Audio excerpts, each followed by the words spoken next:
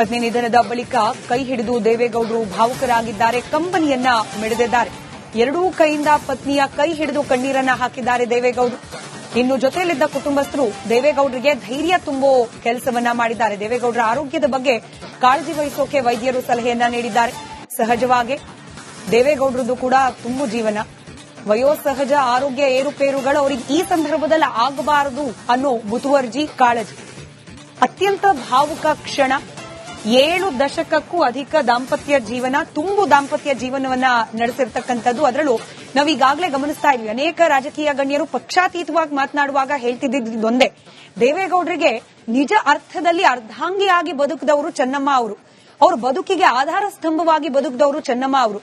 ಹಾಗೆ ದೇವೇಗೌಡರನ್ನ, ಅವರ ಕುಟುಂಬವನ್ನ ಕಾಪಾಡಿದೆ ಅಂತಂದ್ರೆ ಬಹುಶಃ ಅದರಲ್ಲಿ ಬಹಳಷ್ಟು ಪಾಲು ಚೆನ್ನಮ್ಮ ಅವರ ಈ ದೈವ ಭಕ್ತಿ, ಹಾಗೆ ಆರಾಧನೆ, ಪೂಜೆ ಪುನಸ್ಕಾರ, ಅದರ ಪುಣ್ಯ ಫಲ ಕೂಡ ಹೌದು ಅಂತ ಹೇಳಿ ಪಕ್ಷಾತೀತವಾಗಿ ಕೇವಲ ಜೆಡಿಎಸ್ ಅಥವಾ ಜೆಡಿಎಸ್ ಜೊತೆಯಲ್ಲಿ ಮೈತ್ರಿ ಇರುವ ಬಿಜೆಪಿ ಪಕ್ಷದ ನಾಯಕರ ಮಾತ್ರವಲ್ಲ, ಕಾಂಗ್ರೆಸ್ ನಾಯಕರ ಮಾತುಗಳಲ್ಲೂ ಕೂಡ ಇದೇ ವ್ಯಕ್ತವಾಗ್ತಾ ಇದೆ. ಚೆನ್ನಮ್ಮ ಅವರ ಅಗಲಿಕೆ ದೊಡ್ಡಗೌಡರ ಕುಟುಂಬಕ್ಕೆ ಇದೀಗ ತುಂಬಲಾರದ ನಷ್ಟ ಅನ್ನೋದು ಈ ಎಲ್ಲಾ ಕಾರಣಕ್ಕಾಗಿ. ಇನ್ನು ಮಣಿಪಾಲ್ ಆಸ್ಪತ್ರೆಯ ಬಳಿಗೆ ಇದೀಗ ಅನೇಕ ಗಣ್ಯರು ಆಗಮಿಸ್ತಾ ಇದ್ದಾರೆ ಚೆನ್ನಮ್ಮ ಅವರ ಅಂತಿಮ ದರ್ಶನವನ್ನ ಪಡ್ಕೊಳ್ಳಿಕ್ಕೆ, ಹಾಗೆ ಗೌಡ್ರ ಕುಟುಂಬಕ್ಕೆ ಸಾಂತ್ವನವನ್ನ ಹೇಳಲಿಕ್ಕೆ. ಆ ಆಸ್ಪತ್ರೆಯ ಬಳಿಯಲ್ಲಿ ಯಾವ ರೀತಿ ಇದೆ ಪರಿಸ್ಥಿತಿ ಸದ್ಯಕ್ಕೆ, ಇದರ ಮಾಹಿತಿಯೊಂದಿಗೆ ನನ್ನ ಕಲೀಗ್ ರೆಹಮಾನ್ ನೇರ ಸಂಪರ್ಕದಲ್ಲಿದ್ದಾರೆ. ರೆಹಮಾನ್, ಪೊಲೀಸ್ ಬಂದೋಬಸ್ತ್ ಅಂತೂ ಸಹಜವಾಗಿ ಹೆಚ್ಚು ಮಾಡಲೇಬೇಕು. ಮಾಜಿ ಪ್ರಧಾನಿಗಳು, ಹಾಲಿ ಕೇಂದ್ರ ಸಚಿವರ ಕುಟುಂಬಸ್ಥರ ನಿಧನ, ಹೀಗಾಗಿ ಅನೇಕ ರಾಜಕೀಯ ಗಣ್ಯರ ಆಗಮನದ ನಿರೀಕ್ಷೆ. ಸದ್ಯಕ್ಕೇನೆಲ್ಲ ನಡೀತಾ ಇದೆ, ವ್ಯವಸ್ಥೆ ಯಾವ ರೀತಿ ಇದೆ, ಯಾರೆಲ್ಲ ಬಂದಿದ್ದಾರೆ, ಯಾರೆಲ್ಲ ಬರೋ ನಿರೀಕ್ಷೆ ಇದೆ?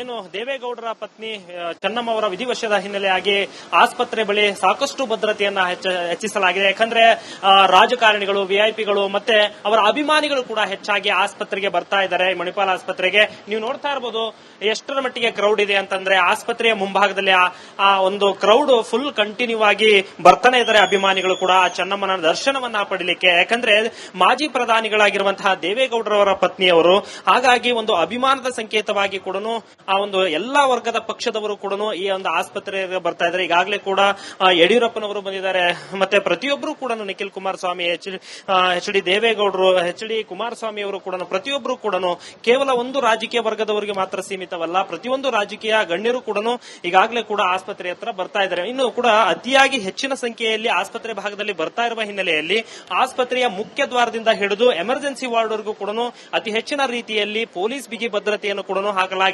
ಯಾಕಂದ್ರೆ ಮೃತದೇಹವನ್ನ ಅಂದ್ರೆ ಪಾರ್ಥಿವ ಶರೀರವನ್ನ ತೆಗೆದುಕೊಂಡು ಹೋಗ್ತಾ ಇರುವಂತಹ ಸಂದರ್ಭದಲ್ಲಿ ನೂಕುನುಗ್ಗಲಾಗಬಾರದು. ಯಾಕಂದ್ರೆ ಆ ದರ್ಶನವನ್ನ ಪಡೆಯೋಕೆ ಅಭಿಮಾನಿಗಳು ಕಾತುರದಿಂದ ಕಾಯ್ತಾ ಇದ್ದಾರೆ. ಯಾಕಂದ್ರೆ ಆ ಸಂದರ್ಭದಲ್ಲಿ ಯಾವುದೇ ರೀತಿಯಾದಂತಹ ಅಹಿತಕರ ಘಟನೆಗಳು, ನೂಕುನುಗ್ಗಲಾಗಬಾರದು. ಮತ್ತೆ ಪಾರ್ಥಿವ ಶರೀರವನ್ನ ಪದ್ಮನಾಭನಗರಕ್ಕೆ ಅಂದ್ರೆ ಇಲ್ಲಿಂದ ಸುಮಾರು 8 ಗಂಟೆ ಸುಮಾರಿಗೆ ಪದ್ಮನಾಭನಗರಕ್ಕೆ ಅಂದ್ರೆ ದೇವೇಗೌಡರ ಹಿರಿಯ ಮಗಳಾಗಿರುವಂತಹ ಅನಸೂಯ ಅವರ ನಿವಾಸಕ್ಕೆ ಕರೆದುಕೊಂಡು ಹೋಗ್ತಾರೆ ಅನ್ನುವಂತಹ ಮಾಹಿತಿಗಳು ಕೂಡ ಈಗ ಕೇಳಿ ಬರ್ತಾ ಇದೆ. ನೋಡ್ತಾ ಇರಬಹುದು, ಇದು ಮಣಿಪಾಲ್ ಆಸ್ಪತ್ರೆಯ ಮುಂಭಾಗ. ಎಲ್ಲಾ ರೀತಿಯಾದಂತಹ ರೆಹಮಾನ್ ಸಂಪರ್ಕದಲ್ಲಿರಿ. ಪತ್ನಿ ನಿಧನದ ಬಳಿಕ ಕೈ ಹಿಡಿದು ದೇವೇಗೌಡರು ಭಾವುಕರಾಗಿದ್ದಾರೆ. ಕಂಬನಿಯನ್ನ ಮಿಡಿದಿದ್ದಾರೆ. ಎರಡೂ ಕೈಯಿಂದ ಪತ್ನಿಯ ಕೈ ಹಿಡಿದು ಕಣ್ಣೀರನ್ನ ಹಾಕಿದ್ದಾರೆ ದೇವೇಗೌಡರು. ಇನ್ನು ಜೊತೆಯಲ್ಲಿದ್ದ ಕುಟುಂಬಸ್ಥರು ದೇವೇಗೌಡರಿಗೆ ಧೈರ್ಯ ತುಂಬೋ ಕೆಲಸವನ್ನ ಮಾಡಿದ್ದಾರೆ. ದೇವೇಗೌಡರ ಆರೋಗ್ಯದ ಬಗ್ಗೆ ಕಾಳಜಿ ವಹಿಸೋಕೆ ವೈದ್ಯರು ಸಲಹೆಯನ್ನ ನೀಡಿದ್ದಾರೆ. ಸಹಜವಾಗಿ ದೇವೇಗೌಡರದ್ದು ಕೂಡ ತುಂಬು ಜೀವನ, ವಯೋಸಹಜ ಆರೋಗ್ಯ ಏರುಪೇರುಗಳು ಅವರಿಗೆ ಈ ಸಂದರ್ಭದಲ್ಲಿ ಆಗಬಾರದು ಅನ್ನೋ ಮುತುವರ್ಜಿ, ಕಾಳಜಿ. ಅತ್ಯಂತ ಭಾವುಕ ಕ್ಷಣ. 7 ದಶಕಕ್ಕೂ ಅಧಿಕ ದಾಂಪತ್ಯ ಜೀವನ, ತುಂಬು ದಾಂಪತ್ಯ ಜೀವನವನ್ನ ನಡೆಸಿರ್ತಕ್ಕಂಥದ್ದು. ಅದರಲ್ಲೂ ನಾವೀಗಾಗಲೇ ಗಮನಿಸ್ತಾ ಇದ್ವಿ, ಅನೇಕ ರಾಜಕೀಯ ಗಣ್ಯರು ಪಕ್ಷಾತೀತವಾಗಿ ಮಾತನಾಡುವಾಗ ಹೇಳ್ತಿದ್ದೊಂದೇ, ದೇವೇಗೌಡರಿಗೆ ನಿಜ ಅರ್ಥದಲ್ಲಿ ಅರ್ಧಾಂಗಿಯಾಗಿ ಬದುಕಿದವರು ಚೆನ್ನಮ್ಮ ಅವರು. ಅವ್ರ ಬದುಕಿಗೆ ಆಧಾರ ಸ್ತಂಭವಾಗಿ ಬದುಕಿದವರು ಚೆನ್ನಮ್ಮ ಅವರು. ಹಾಗೆ ದೇವೇಗೌಡರನ್ನ, ಅವರ ಕುಟುಂಬವನ್ನ ಕಾಪಾಡಿದೆ ಅಂತಂದ್ರೆ ಬಹುಶಃ ಅದರಲ್ಲಿ ಬಹಳಷ್ಟು ಪಾಲು ಚೆನ್ನಮ್ಮ ಅವರ ಈ ದೈವ ಭಕ್ತಿ, ಹಾಗೆ ಆರಾಧನೆ, ಪೂಜೆ ಪುನಸ್ಕಾರ, ಅದರ ಪುಣ್ಯ ಫಲ ಕೂಡ ಹೌದು ಅಂತ ಹೇಳಿ ಪಕ್ಷಾತೀತವಾಗಿ ಕೇವಲ ಜೆಡಿಎಸ್ ಅಥವಾ ಜೆಡಿಎಸ್ ಜೊತೆಯಲ್ಲಿ ಮೈತ್ರಿ ಇರುವ ಬಿಜೆಪಿ ಪಕ್ಷದ ನಾಯಕರ ಮಾತ್ರವಲ್ಲ, ಕಾಂಗ್ರೆಸ್ ನಾಯಕರ ಮಾತುಗಳಲ್ಲೂ ಕೂಡ ಇದೇ ವ್ಯಕ್ತವಾಗ್ತಾ ಇದೆ. ಚೆನ್ನಮ್ಮ ಅವರ ಅಗಲಿಕೆ ದೊಡ್ಡಗೌಡರ ಕುಟುಂಬಕ್ಕೆ ಇದೀಗ ತುಂಬಲಾರದ ನಷ್ಟ ಅನ್ನೋದು ಈ ಎಲ್ಲಾ ಕಾರಣಕ್ಕಾಗಿ. ಇನ್ನು ಮಣಿಪಾಲ್ ಆಸ್ಪತ್ರೆಯ ಬಳಿಗೆ ಇದೀಗ ಅನೇಕ ಗಣ್ಯರು ಆಗಮಿಸ್ತಾ ಇದ್ದಾರೆ. ಚೆನ್ನಮ್ಮ ಅವರ ಅಂತಿಮ ದರ್ಶನವನ್ನ ಪಡ್ಕೊಳ್ಳಿಕ್ಕೆ, ಹಾಗೆ ಗೌಡ್ರ ಕುಟುಂಬಕ್ಕೆ ಸಾಂತ್ವನವನ್ನ ಹೇಳಲಿಕ್ಕೆ. ಸದ್ಯಕ್ಕೆ ಏನೆಲ್ಲ ನಡೀತಾ ಇದೆ, ಯಾರೆಲ್ಲ ಬರೋ ನಿರೀಕ್ಷೆ ಇದೆ? ಎಸ್ ಆ ಆಸ್ಪತ್ರೆಯ ಬಳಿಯಲ್ಲಿ ಯಾವ ರೀತಿ ಇದೆ ಪರಿಸ್ಥಿತಿ ಸದ್ಯಕ್ಕೆ, ಇದರ ಮಾಹಿತಿಯೊಂದಿಗೆ ನನ್ನ ಕಲೀಗ್ ರೆಹಮಾನ್ ನೇರ ಸಂಪರ್ಕದಲ್ಲಿದ್ದಾರೆ. ರೆಹಮಾನ್, ಪೊಲೀಸ್ ಬಂದೋಬಸ್ತ್ ಅಂತೂ ಸಹಜವಾಗಿ ಹೆಚ್ಚು ಮಾಡಲೇಬೇಕು. ಮಾಜಿ ಪ್ರಧಾನಿಗಳು, ಹಾಲಿ ಕೇಂದ್ರ ಸಚಿವರ ಕುಟುಂಬಸ್ಥರ ನಿಧನ, ಹೀಗಾಗಿ ಅನೇಕ ರಾಜಕೀಯ ಗಣ್ಯರ ಆಗಮನದ ನಿರೀಕ್ಷೆ ಸದ್ಯಕ್ಕೆನೆಲ್ಲ ನಡೀತಾ ಇದೆ. ವ್ಯವಸ್ಥೆ ಯಾವ ರೀತಿ ಇದೆ, ಯಾರೆಲ್ಲ ಬಂದಿದ್ದಾರೆ, ಯಾರೆಲ್ಲ ಬರೋ ನಿರೀಕ್ಷೆ ಇದೆ?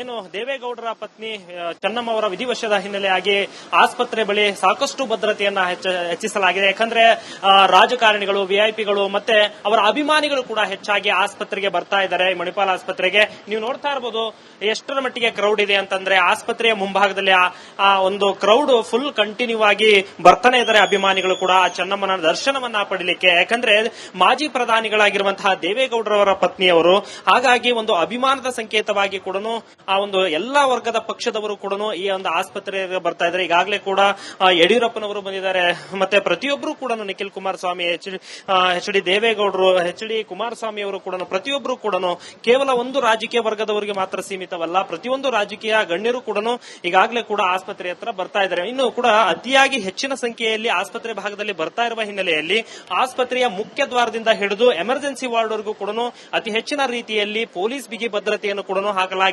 ಯಾಕಂದ್ರೆ ಮೃತದೇಹವನ್ನ ಅಂದ್ರೆ ಪಾರ್ಥಿವ ಶರೀರವನ್ನ ತೆಗೆದುಕೊಂಡು ಹೋಗ್ತಾ ಇರುವಂತಹ ಸಂದರ್ಭದಲ್ಲಿ ನೂಕುನುಗ್ಗಲಾಗಬಾರದು. ಯಾಕಂದ್ರೆ ಆ ದರ್ಶನವನ್ನ ಪಡೆಯೋಕೆ ಅಭಿಮಾನಿಗಳು ಕಾತುರದಿಂದ ಕಾಯ್ತಾ ಇದ್ದಾರೆ. ಯಾಕಂದ್ರೆ ಆ ಸಂದರ್ಭದಲ್ಲಿ ಯಾವುದೇ ರೀತಿಯಾದಂತಹ ಅಹಿತಕರ ಘಟನೆಗಳು, ನೂಕುನುಗ್ಗಲಾಗಬಾರದು. ಮತ್ತೆ ಪಾರ್ಥಿವ ಶರೀರವನ್ನ ಪದ್ಮನಾಭನಗರಕ್ಕೆ ಅಂದ್ರೆ ಇಲ್ಲಿಂದ ಸುಮಾರು 8 ಗಂಟೆ ಸುಮಾರಿಗೆ ಪದ್ಮನಾಭನಗರಕ್ಕೆ ಅಂದ್ರೆ ದೇವೇಗೌಡರ ಹಿರಿಯ ಮಗಳಾಗಿರುವಂತಹ ಅನಸೂಯ ಅವರ ನಿವಾಸಕ್ಕೆ ಕರೆದುಕೊಂಡು ಹೋಗ್ತಾರೆ ಅನ್ನುವಂತಹ ಮಾಹಿತಿಗಳು ಕೂಡ ಈಗ ಕೇಳಿ ಬರ್ತಾ ಇದೆ. ನೋಡ್ತಾ ಇರಬಹುದು ಇದು ಮಣಿಪಾಲ್ ಆಸ್ಪತ್ರೆಯ ಮುಂಭಾಗ. ಎಲ್ಲಾ ರೀತಿಯಾದಂತಹ ರೆಹಮಾನ್ ಸಂಪರ್ಕದಲ್ಲಿರಿ.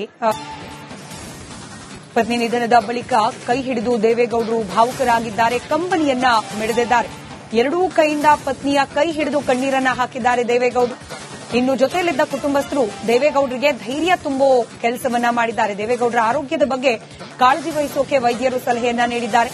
ಸಹಜವಾಗಿ ದೇವೇಗೌಡರದ್ದು ಕೂಡ ತುಂಬು ಜೀವನ, ವಯೋಸಹಜ ಆರೋಗ್ಯ ಏರುಪೇರುಗಳು ಅವರಿಗೆ ಈ ಸಂದರ್ಭದಲ್ಲಿ ಆಗಬಾರದು ಅನ್ನೋ ಮುತುವರ್ಜಿ, ಕಾಳಜಿ. ಅತ್ಯಂತ ಭಾವುಕ ಕ್ಷಣ. 7 ದಶಕಕ್ಕೂ ಅಧಿಕ ದಾಂಪತ್ಯ ಜೀವನ, ತುಂಬು ದಾಂಪತ್ಯ ಜೀವನವನ್ನ ನಡೆಸಿರ್ತಕ್ಕಂಥದ್ದು. ಅದರಲ್ಲೂ ನಾವೀಗಾಗಲೇ ಗಮನಿಸ್ತಾ ಇದ್ವಿ, ಅನೇಕ ರಾಜಕೀಯ ಗಣ್ಯರು ಪಕ್ಷಾತೀತವಾಗಿ ಮಾತನಾಡುವಾಗ ಹೇಳ್ತಿದ್ದೊಂದೇ, ದೇವೇಗೌಡರಿಗೆ ನಿಜ ಅರ್ಥದಲ್ಲಿ ಅರ್ಧಾಂಗಿಯಾಗಿ ಬದುಕಿದವರು ಚೆನ್ನಮ್ಮ ಅವರು, ಅವ್ರ ಬದುಕಿಗೆ ಆಧಾರ ಸ್ತಂಭವಾಗಿ ಬದುಕಿದವರು ಚೆನ್ನಮ್ಮ ಅವರು. ಹಾಗೆ ದೇವೇಗೌಡರನ್ನ, ಅವರ ಕುಟುಂಬವನ್ನ ಕಾಪಾಡಿದೆ ಅಂತಂದ್ರೆ ಬಹುಶಃ ಅದರಲ್ಲಿ ಬಹಳಷ್ಟು ಪಾಲು ಚೆನ್ನಮ್ಮ ಅವರ ಈ ದೈವ ಭಕ್ತಿ, ಹಾಗೆ ಆರಾಧನೆ, ಪೂಜೆ ಪುನಸ್ಕಾರ, ಅದರ ಪುಣ್ಯ ಫಲ ಕೂಡ ಹೌದು ಅಂತ ಹೇಳಿ ಪಕ್ಷಾತೀತವಾಗಿ ಕೇವಲ ಜೆಡಿಎಸ್ ಅಥವಾ ಜೆಡಿಎಸ್ ಜೊತೆಯಲ್ಲಿ ಮೈತ್ರಿ ಇರುವ ಬಿಜೆಪಿ ಪಕ್ಷದ ನಾಯಕರ ಮಾತ್ರವಲ್ಲ, ಕಾಂಗ್ರೆಸ್ ನಾಯಕರ ಮಾತುಗಳಲ್ಲೂ ಕೂಡ ಇದೇ ವ್ಯಕ್ತವಾಗ್ತಾ ಇದೆ. ಚೆನ್ನಮ್ಮ ಅವರ ಅಗಲಿಕೆ ದೊಡ್ಡಗೌಡರ ಕುಟುಂಬಕ್ಕೆ ಇದೀಗ ತುಂಬಲಾರದ ನಷ್ಟ ಅನ್ನೋದು ಈ ಎಲ್ಲಾ ಕಾರಣಕ್ಕಾಗಿ. ಇನ್ನು ಮಣಿಪಾಲ್ ಆಸ್ಪತ್ರೆಯ ಬಳಿಗೆ ಇದೀಗ ಅನೇಕ ಗಣ್ಯರು ಆಗಮಿಸ್ತಾ ಇದ್ದಾರೆ ಚೆನ್ನಮ್ಮ ಅವರ ಅಂತಿಮ ದರ್ಶನವನ್ನ ಪಡ್ಕೊಳ್ಳಿಕ್ಕೆ, ಹಾಗೆ ಗೌಡ್ರ ಕುಟುಂಬಕ್ಕೆ ಸಾಂತ್ವನವನ್ನ ಹೇಳಲಿಕ್ಕೆ. ಆ ಆಸ್ಪತ್ರೆಯ ಬಳಿಯಲ್ಲಿ ಯಾವ ರೀತಿ ಇದೆ ಪರಿಸ್ಥಿತಿ ಸದ್ಯಕ್ಕೆ, ಇದರ ಮಾಹಿತಿಯೊಂದಿಗೆ ನನ್ನ ಕಲೀಗ್ ರೆಹಮಾನ್ ನೇರ ಸಂಪರ್ಕದಲ್ಲಿದ್ದಾರೆ. ರೆಹಮಾನ್, ಪೊಲೀಸ್ ಬಂದೋಬಸ್ತ್ ಅಂತೂ ಸಹಜವಾಗಿ ಹೆಚ್ಚು ಮಾಡಲೇಬೇಕು. ಮಾಜಿ ಪ್ರಧಾನಿಗಳು, ಹಾಲಿ ಕೇಂದ್ರ ಸಚಿವರ ಕುಟುಂಬಸ್ಥರ ನಿಧನ, ಹೀಗಾಗಿ ಅನೇಕ ರಾಜಕೀಯ ಗಣ್ಯರ ಆಗಮನದ ನಿರೀಕ್ಷೆ ಸದ್ಯಕ್ಕೆನೆಲ್ಲ ನಡೀತಾ ಇದೆ. ವ್ಯವಸ್ಥೆ ಯಾವ ರೀತಿ ಇದೆ, ಯಾರೆಲ್ಲ ಬಂದಿದ್ದಾರೆ, ಯಾರೆಲ್ಲ ಬರೋ ನಿರೀಕ್ಷೆ ಇದೆ?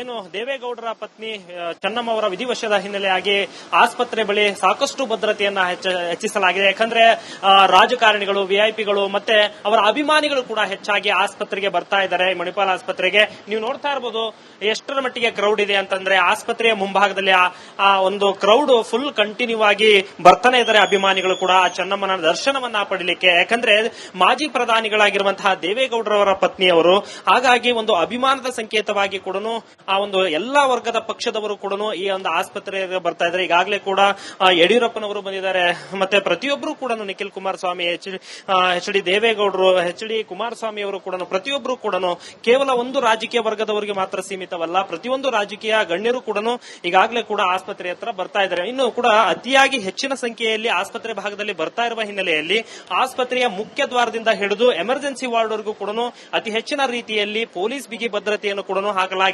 ಯಾಕಂದ್ರೆ ಮೃತದೇಹವನ್ನ ಅಂದ್ರೆ ಪಾರ್ಥಿವ ಶರೀರವನ್ನ ತೆಗೆದುಕೊಂಡು ಹೋಗ್ತಾ ಇರುವಂತಹ ಸಂದರ್ಭದಲ್ಲಿ ನೂಕುನುಗ್ಗಲು ಆಗಬಾರ್ದು. ಯಾಕಂದ್ರೆ ಆ ದರ್ಶನವನ್ನ ಪಡೆಯೋಕೆ ಅಭಿಮಾನಿಗಳು ಕಾತುರದಿಂದ ಕಾಯ್ತಾ ಇದ್ದಾರೆ. ಯಾಕಂದ್ರೆ ಆ ಸಂದರ್ಭದಲ್ಲಿ ಯಾವುದೇ ರೀತಿಯಾದಂತಹ ಅಹಿತಕರ ಘಟನೆಗಳು ನೂಕುನುಗ್ಗಲು ಆಗಬಾರ್ದು. ಮತ್ತೆ ಪಾರ್ಥಿವ ಶರೀರವನ್ನ ಪದ್ಮನಾಭನಗರಕ್ಕೆ ಅಂದ್ರೆ ಇಲ್ಲಿಂದ ಸುಮಾರು 8 ಗಂಟೆ ಸುಮಾರಿಗೆ ಪದ್ಮನಾಭನಗರಕ್ಕೆ ಅಂದ್ರೆ ದೇವೇಗೌಡರ ಹಿರಿಯ ಮಗಳಾಗಿರುವಂತಹ ಅನಸೂಯ ಅವರ ನಿವಾಸಕ್ಕೆ ಕರೆದುಕೊಂಡು ಹೋಗ್ತಾರೆ ಅನ್ನುವಂತ ಮಾಹಿತಿಗಳು ಕೂಡ ಈಗ ಕೇಳಿ ಬರ್ತಾ ಇದೆ. ನೋಡ್ತಾ ಇರಬಹುದು, ಇದು ಮಣಿಪಾಲ್ ಆಸ್ಪತ್ರೆಯ ಮುಂಭಾಗ. ಎಲ್ಲಾ ರೀತಿಯಾದಂತಹ ರೈಟ್ ರೆಹಮಾನ್ ಸಂಪರ್ಕದಲ್ಲಿರಿ.